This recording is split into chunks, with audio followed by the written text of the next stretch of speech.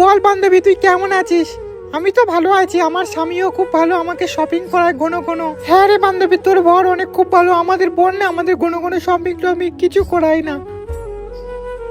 ভাই ভাই ভাই, ওই দেখ ওদিকে একটা গাড়ি আছে, কেউ চালাচ্ছে না, একটা বাচ্চা গড়িয়ে আছে। এক কাজ করি, ভিডিও করে ফেসবুকে যাবো। দেখো বন্ধুরা, গাড়িটা গড়িয়ে যাচ্ছে, দেখো বিনা ড্রাইভার ছাড়া। এই বান্ধবী, তোর ছেলে এখানে ছিল, সে কোথায় চলে গেল?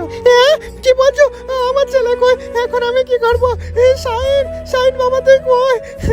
এখন আমার ছেলেকে না খুঁজে পেলে আমার স্বামী আমাকে হ্যাঁ এমা, হে এদিকে একটা বাচ্চার গাড়ি গড়িয়েছে। এক কাজ করতে হবে, ও যাক, বাচ্চাটাকে বাঁচাতে হবে।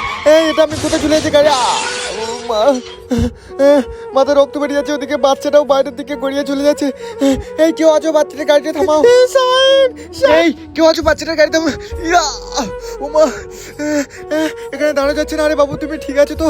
তোমার কিছু হয়নি তো, লাগেনি তো? চলো তোমার মার কাছে দিদি। আরে দিদি, এই তো তোমার ছেলে, এই নাও।